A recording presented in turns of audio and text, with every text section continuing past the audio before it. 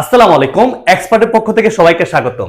আজকে আমরা ICT chapter number 3.1 সংখ্যা পদ্ধতির রূপান্তরের সূত্র নাম্বার 3 নিয়ে আলোচনা করব। হ্যাঁ, সূত্র নাম্বার 3 এ আমরা দেখব কিভাবে অক্টাল থেকে বাইনারি বা বাইনারি থেকে অক্টাল নির্ণয় করতে হয়। এটার জন্য তোমার একটা কোড মনে রাখতে হবে। কি কোড? 421।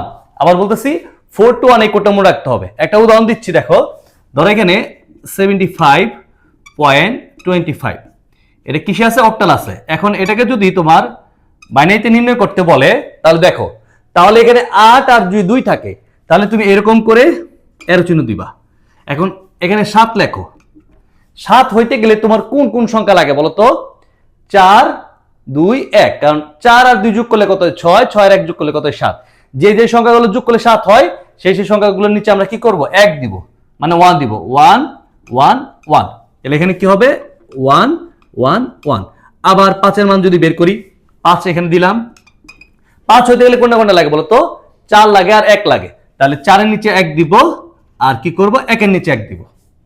ঠিক আছে, তাহলে এটা কি হবে? 1 0 1। তারপরে কত আছে? 2। 2 হইতে গেলে কোনটা লাগবে বলো তো?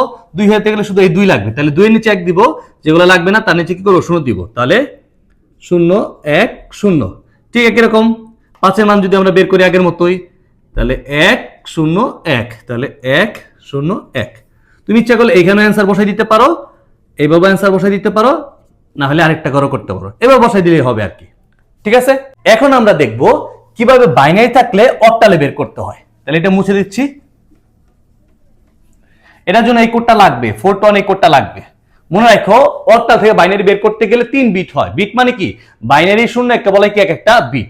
এই 421 দিয়ে আমরা সেই বিটটা বের করব। এখন ধরো যদি এখানে 1 1 1 1 পয়েন্ট 1 1 2 অক্টাল আছে। আগেটা কি ছিল? এখানে 8 ছিল, আর এখানে কি ছিল? 2 ছিল। এখন কি হয়েছে? এখানে 2 আছে আর এখানে কি আছে? 8 আছে। যদি এখানে প্রথম বাইনারি থাকে তাহলে আমি একটু নিচে লিখতেছি 1 1 1 1 পয়েন্ট 1 1। এই ক্ষেত্রে তোমরা কি করবা? এটা হলো পয়েন্ট। পয়েন্টের আগে পিছন দিক থেকে 3 গণ নিবা। কয় গণ নিবা? 3 গণ নিবা, কারণ এখানে কয়টা সংখ্যা? 3টা সংখ্যা, মানে 3টা বিট বের করতে হবে। তাহলে এটা যদি আমরা করি, 3টা নিলাম। এখানে কি 3টা আছে? নাই। তাহলে 3টা বানানোর জন্য কি করব? 2টা শূন্য দিয়ে 3টা বানাবো। এই 3টা সংখ্যা এখানে লেখো 0 0 1। এখন দেখো তো, এই ক্ষেত্রে কার নিচে 1 আছে? 1 এর নিচে 1 আছে, তাহলে এটা অ্যান্সার হবে কত? 1। তাহলে এখানে 1 বসাই দাও। আবার এই 3টা 1 লেখো, 1 1 1। কার কার নিচে 1 আছে? 4 এর নিচে 1 আছে, 2 এর নিচে আছে, 1 এর নিচে আছে, তাহলে 4 আর 2 আর 1 যোগ করলে কত হয়? 7। মানে এই ক্ষেত্রে যেগুলোর নিচে 1 থাকবে সেই সংখ্যাগুলো আমরা কি করব? যোগ করব। এখানে দেখো তো, আমি কি বললাম? পয়েন্টের আগে পিছন দিক থেকে 3 গণ নিব, আর পয়েন্টের পরে এই সামনের দিক থেকে কি করব? 3 গণ নিব। 3 গণ না হলে শুরু দিয়ে 3 গণ বানাবো। তাহলে এটা যদি বসাই 1 1 0, তাহলে এটা অ্যান্সার কত হবে বলো? 6, কারণ 4 এর নিচে আর 2 এর নিচে আছে। 4 আর 2 যোগ করলে কত হয়? 6। তাহলে অ্যান্সারটা কত হবে?